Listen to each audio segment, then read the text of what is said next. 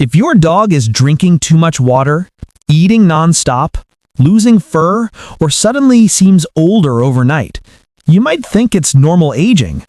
But what if I told you there's a hidden disease silently damaging your dog's body from the inside out? A disease so sneaky, most owners don't notice it until it's almost too late. Today, we uncover the truth. Cushing's disease in dogs, medically known as hyperadrenocorticism, is one of the most misunderstood and commonly overlooked hormonal disorders in canine health. To understand what actually happens inside a dog's body when they have this disease, we need to take a journey beneath the skin, deep into the endocrine system, the system responsible for hormones, stress response, metabolism, immunity, and energy regulation. Inside a healthy dog's body, two small glands sit right above the kidneys. These are called the adrenal glands. You can think of them as the body's natural stress and survival factories. They produce a hormone called cortisol, which is essential for life. Cortisol helps regulate metabolism, blood sugar, immune response, energy levels, and even the dog's emotional state. But when cortisol becomes too high for too long, it becomes toxic, damaging organs, weakening immunity, and triggering rapid aging. This is exactly what happens in Cushing's disease. A dog with Cushing's is essentially drowning in cortisol, not for a moment, not for a day, but continuously. Imagine the dog's body being stuck in survival mode even when there is no danger. Their adrenal glands keep pumping cortisol as if the dog is constantly under severe stress. And when cortisol stays abnormally high, every organ system begins to suffer. The early signs are subtle. Many owners mistake them for normal aging. A dog drinks a little more water. The belly becomes rounder. The dog pants more. Energy drops. Eating increases. Weight gain starts. But inside the body, something far more serious is occurring. High cortisol weakens the immune system, making the dog vulnerable to infections. It breaks down muscle tissue, causing weakness and trembling. It thins the skin, making it fragile and prone to bruising. It interferes with hair follicles, leading to dramatic hair loss, especially on the torso. It raises blood pressure, stressing the heart. It increases blood sugar, sometimes triggering diabetes. And inside the liver, a dangerous process begins where the organ enlarges and stores excessive fat, creating what vets call a pot-bellied appearance. Owners often notice this strange rounded belly first, not realizing it is a warning sign of a deeply stressed internal system. But what makes Cushing's disease particularly dangerous is its slow, creeping progression. The symptoms worsen so gradually that many families don't notice the change until the dog is severely affected.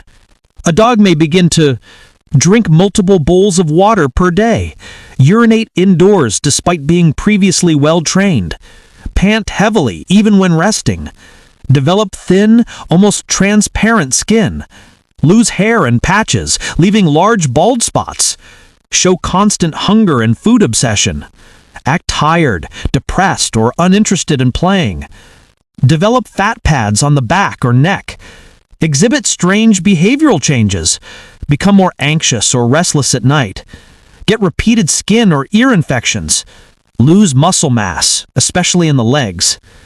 These symptoms come from one simple, powerful cause: too much cortisol for too long. If cortisol is the body's fight-or-flight hormone, Cushing's disease turns every moment of the dog's life into a biological emergency. But the question is, why does cortisol rise so dangerously high? There are three major reasons. 1. A tumor in the pituitary gland. This is the tiny master gland in the brain that controls hormones. If it grows a tumor, it sends non-stop signals to the adrenal glands to produce cortisol endlessly. 2. A tumor in the adrenal gland. This tumor directly releases cortisol uncontrollably, bypassing the brain entirely. 3. Long-term steroid use. Dogs given steroid medications for allergies or inflammation can develop a drug-induced form of Cushing's. Regardless of the cause, the effect is the same.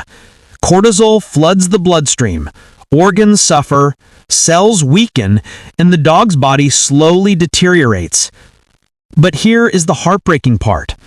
Many dogs endure this silent suffering for months or even years before being diagnosed, simply because their owners don't know what to look for. That's why understanding these early symptoms is crucial. If identified early, Cushing's disease can be managed, controlled, and in many cases, the dog can live for many more healthy years. But ignoring the signs? It can lead to hypertension, kidney damage, diabetes, blood clots, heart failure, and chronic infections and life-threatening complications. Cushing's disease is not just a hormone imbalance, it is a slow-burning fire inside the dog's body. And that is why awareness is everything. When Emma first adopted Daisy, the vet warned her, keep her vaccinations updated, especially the rare ones. But Daisy was a calm indoor cat. Emma believed nothing could ever happen to her. Everything changed 3 weeks after the rescue. At first, it looked harmless. Daisy didn't finish her food. Then she started sleeping more than usual. Emma thought, maybe she's just adjusting. But by day 4, something felt terribly wrong. Daisy walked towards Emma, but her legs were trembling. Her pupils were unusually wide, almost black. And then Emma noticed something that froze her. Her gums were turning pale, almost white. She rushed her to the emergency clinic. Within minutes, Daisy was taken to the back room, hooked to monitors. A doctor walked in with a serious face and said, "We're testing for Haemobertinellasis, a dangerous blood parasite. If this is positive, she's in critical condition." Emma's heart dropped. She had never even heard of the disease, but this deadly parasite had been killing pets silently for years. The wait felt endless. Machines beeped. Daisy's breathing grew shallow. Emma held Daisy's tiny paw and whispered, "Stay with me, please." Then the vet returned with the results, and the diagnosis was even worse than Emma feared. The room felt colder when the vet finally returned. Emma stood up instantly, searching the doctor's eyes for hope, but there was none. The vet exhaled slowly and said, "The test is positive. Daisy has feline Haemobertinellasis, and her red blood cells are collapsing fast." Emma felt her stomach twist. The doctor continued, pointing at the blood report. Daisy's RBC count was dangerously low. Her oxygen level was dropping, and the parasite was multiplying aggressively. Emma whispered, "Can she survive this?" The vet paused for a moment that felt like forever. "We'll try, but we need to start treatment immediately. Severe cases like this can turn fatal within hours." Emma's eyes filled with tears. Daisy lay motionless on the metal table, breathing softly, fighting silently. Her once bright eyes were now dull, unfocused. Every breath looked like a battle. The vet explained, "This parasite destroys red blood cells. If we don't stop it now, Daisy could slip into respiratory failure." Emma nodded, wiping her eyes. She didn't care how expensive the treatment was. She didn't care how long it would take. All she wanted was her little girl to live. Daisy was immediately placed inside an oxygen chamber. Machines monitored every breath, every heartbeat. A nurse inserted an IV catheter. Daisy barely reacted. Her strength was almost gone. Emma stood outside the glass chamber, trembling. She pressed her hand against the glass and whispered, "I'm right here. I'm not leaving you." But deep down she wondered, Was she already too late? For the next 24 hours, Daisy's life hung by a thread. Emma barely blinked, barely breathed. She sat beside the oxygen chamber the entire night, watching, praying, hoping Daisy would fight a little longer. The vet team worked nonstop. Daisy was started on doxycycline, the only antibiotic strong enough to stop the parasite. A warm IV drip slowly entered her tiny veins, giving her body the strength it no longer had. A steroid injection was administered to protect her red blood cells from collapsing even faster. Every few minutes, Daisy twitched. Her breathing was shallow. Her body felt cold to the touch. The vet monitored her closely. Her oxygen saturation is improving, just a little. Those words felt like sunlight to Emma. But moments later, Daisy's heart rate dropped sharply. A nurse rushed to adjust the fluids. Another increased the oxygen flow. The vet whispered, "Stay with us, Daisy. Just stay with us." Emma's hands shook as she pressed her forehead to the chamber. Her voice cracked. "Baby, please don't leave me. You're all I have." Hours passed. Slowly, very slowly, Daisy's numbers began to rise. Her heart rate stabilized. Her breathing became smoother. Her gums were still pale, but there was a spark of life returning. The vet approached Emma and said, "She's responding. It's still critical, but she's fighting." For the first time in 2 days, Emma allowed herself to breathe. But deep inside, she knew the truth. The fight wasn't over. Not even close. After 48 exhausting hours in critical care, Daisy finally opened her eyes fully.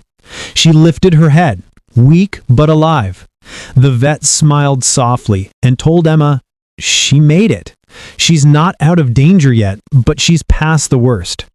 From that moment on, Emma followed every instruction with military precision. Here's what completely cured Daisy and what you must do if your cat ever faces Hemobardonellosis. 1. Strict medication schedule. Daisy continued doxycycline for 21 to 28 days. No missed doses, never late. Even one skipped dose could allow the parasite to rise again. The vet also added prednisolone to protect her red blood cells, vitamin B12 injections to boost blood regeneration. Slowly, Daisy's pale gums turned pink again. She started grooming herself. Her appetite returned. Her strength rebuilt one heartbeat at a time. 2. Full home care routine. Emma created a recovery zone. A warm blanket, a humidifier for easier breathing, soft, iron-rich foods, constant hydration support, zero stress, zero loud noises, zero sudden movements. Every day, Daisy got a little better, climbing, meowing, even purring again. 3. Final blood test to confirm cure. After 4 weeks, the vet performed a PCR test. The result? Negative. Completely parasite-free. Emma burst into tears of relief. How to ensure it never returns? Keep your cat strictly indoors. No roaming, no contact with stray or feral cats. Eliminate fleas immediately. Hemobardonella spreads through flea bites. Monthly parasite preventatives, topical or oral, never skip. Vet checkups every 6 months. Early detection equals life saved. Daisy survived because Emma acted quickly. Most cats aren't so lucky. So if your cat shows pale gums, weakness, or breathing problems, you don't wait. You run to the vet. Because with this disease, every single second counts.